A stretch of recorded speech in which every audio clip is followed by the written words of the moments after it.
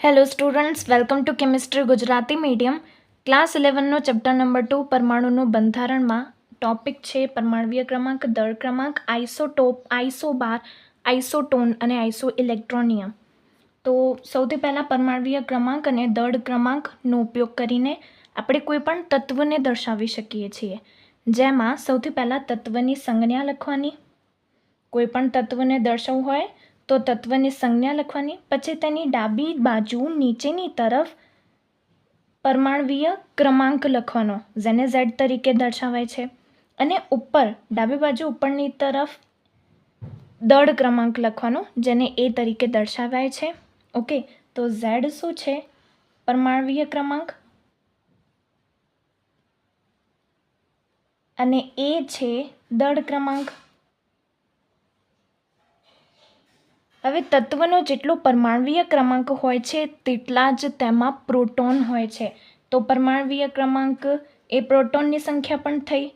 Okay, અને આપણને ખબર છે કે પરમાણુ કેવો હોય છે? તટસ્થ, એટલે કે તેમાં જેટલા પ્રોટોન હોય છે તેટલા જ ઇલેક્ટ્રોન હોય છે. તો પ્રોટોનની સંખ્યા, તો પરમાણ્વીય ક્રમાંક એટલા પ્રોટોન અને એટલા જ ઇલેક્ટ્રોનની સંખ્યા. પણ ક્યારે? જો પરમાણુ તટસ્થ હોય તો જ ઇલેક્ટ્રોનની સંખ્યા એ પ્રોટોનની સંખ્યાને બરાબર હોય. ઓકે, તો અહીંયા વાત થઈ પ્રોટોનની, ઇલેક્ટ્રોનની. હવે ન્યુટ્રોનની સંખ્યા શોધવા માટેનું એક સૂત્ર છે, અને એ સૂત્ર છે A = N + Z. એ શું છે? દળ. અને આપણને ખબર છે પરમાણુનું દળ ક્યાં હોય છે? કેન્દ્રમાં. આ પરમાણુ છે અને પરમાણુનું દળ ક્યાં હોય છે? કેન્દ્રમાં. અને કેન્દ્રમાં કોણ હોય છે? Proton plus neutron. તો દળ A = neutron plus proton. Okay, તો હવે આપણે જોઈએ કેટલાક ક્વેશ્ચન. સૌથી પહેલાં ઓક્સિજનનું એક્ઝામ્પલ લઈએ.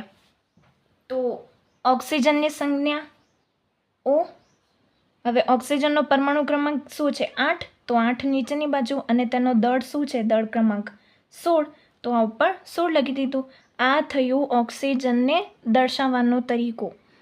હવે આમાં પ્રોટોનની સંખ્યા, ઇલેક્ટ્રોનની સંખ્યા અને ન્યુટ્રોનની સંખ્યા ગણીએ તો પ્રોટોનની સંખ્યા કેટલી છે?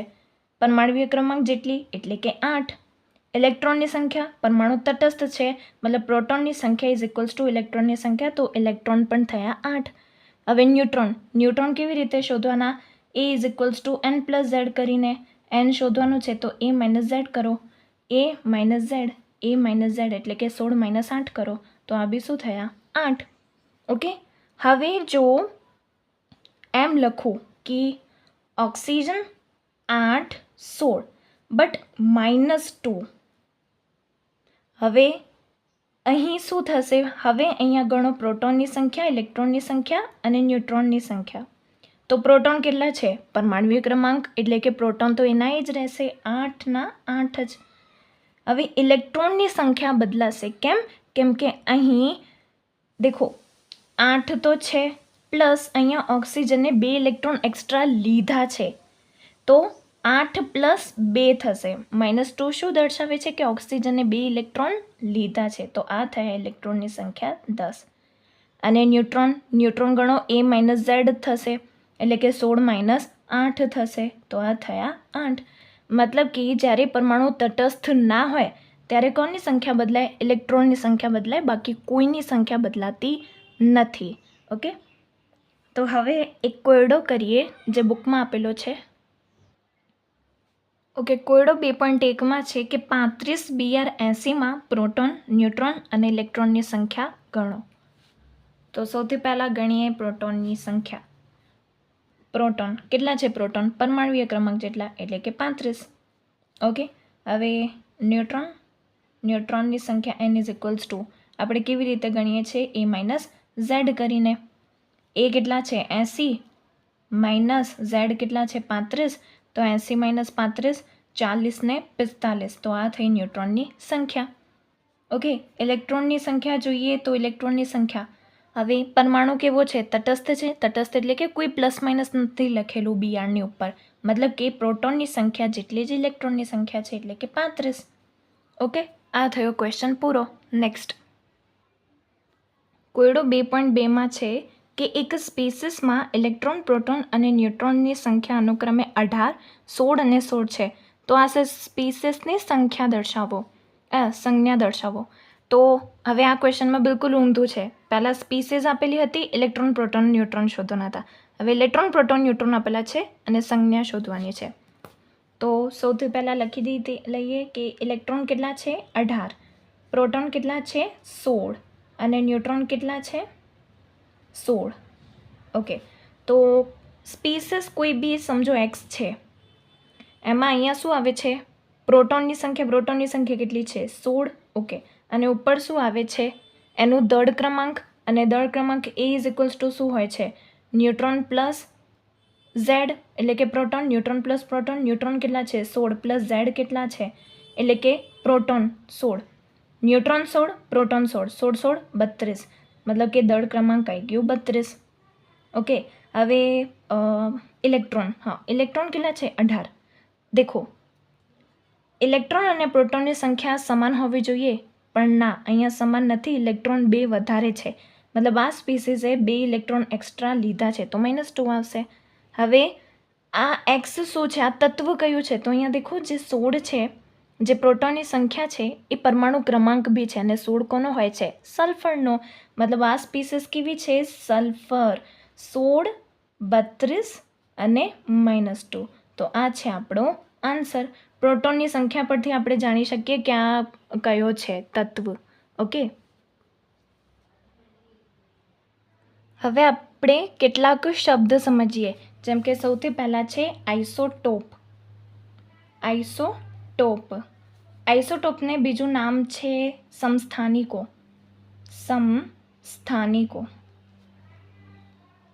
દેખો, આઇસો મતલબ એક જેવું, પણ શું એક જેવું? પ્રોટોન સમાન. જેમાં પ્રોટોન સમાન હોય એ સ્પીસીસને કહેવાય છે સમસ્થાનિકો. ઓકે, ફોર એક્ઝામ્પલ, હાઇડ્રોજનનું એક્ઝામ્પલ લઈએ તો 1H1, 1H2 એન્ડ 1H3. આ ત્રણેય શું છે? એકબીજાના આઇસોટોપ છે, એકબીજાના સમસ્થાનિકો છે. કેવી રીતે?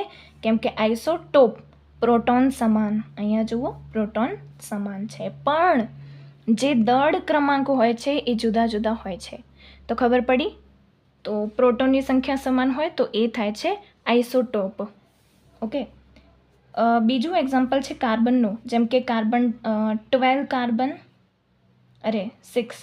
6 કાર્બન 12, પછી છે 6 કાર્બન 13, 6 કાર્બન 14. તો અહીંયા જુઓ, પ્રોટોનની સંખ્યા સમાન છે, એટલે કે આઇસોટોપ છે, પણ દળ ક્રમાંક જુદા જુદા છે. તો આ થયા કાર્બનના સમસ્થાનિકો. બીજું છે આઇસોબાર. એને કહેવાય છે સમભારિકો. હવે શબ્દ પરથી ખબર પડી જાય કે સમભારિકો, જેનું ભાર સમાન હોય, એટલે કે દળ ક્રમાંક સમાન હોય. હવે આનું એક્ઝામ્પલ છે આર્ગોન. આર્ગોનનો પરમાણુ ક્રમાંક 18 અને એનું દળ છે 40. અને તેવી જ રીતે છે કેલ્શિયમ, 20 છે અને આ 40 છે. આઇસોબાર સમભારિકો, જેનું ભાર સમાન હોય. અહીંયા ભાર સમાન છે, 40-40. મતલબ આર્ગોન અને કેલ્શિયમ કેવા છે? એકબીજાના સમભારિકો છે.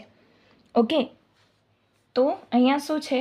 સમાન દળ ક્રમાંક.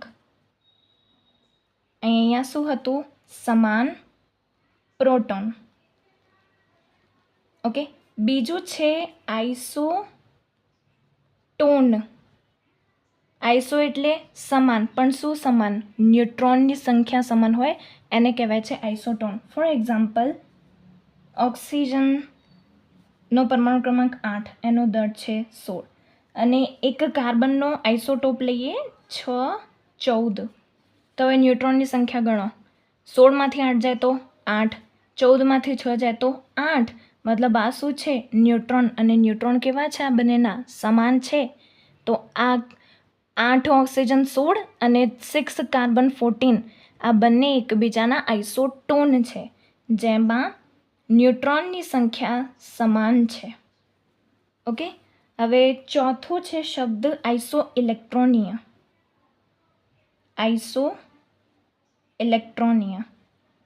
નામ પરથી ખબર પડે કે ઇલેક્ટ્રોનની સંખ્યા સમાન હશે. ઓકે, ઇલેક્ટ્રોનની સંખ્યા સમાન હશે. ફોર એક્ઝામ્પલ, સોડિયમ લઈએ, એનો પરમાણુ ક્રમાંક 11 અને એનો દળ ક્રમાંક શું છે 23, પર અહીંયા પ્લસ કરીએ. ઓકે, હવે એમજી છે તો 12 mg 24 + 2. હવે અહીંયા જુઓ, ઇલેક્ટ્રોનની સંખ્યા ગણીએ તો દેખો સોડિયમમાં કેટલા છે 11, પણ એણે એક ગુમાવ્યો છે તો -1. ઇલેક્ટ્રોનની સંખ્યા ગણીએ તો અહીંયા 11 છે અને એણે એક ગુમાવ્યો છે તો -1. તો ઇલેક્ટ્રોનની સંખ્યા કેટલી થઈ 10 ઇલેક્ટ્રોન. અને અહીંયા ગણો, ઇલેક્ટ્રોનની સંખ્યા 12 છે અને એણે 2 ગુમાવ્યા છે તો -2. તો ઇલેક્ટ્રોનની કેટલી સંખ્યા થઈ 10. 10 ઇલેક્ટ્રોન, મતલબ આ કેવા છે આઇસો ઇલેક્ટ્રોનીય છે.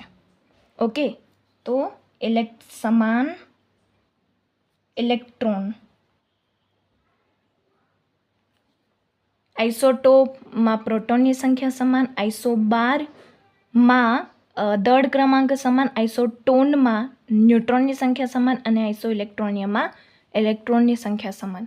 તો આ MCQનો ટોપિક છે, IMP છે, યાદ રાખજો. Okay, thank you.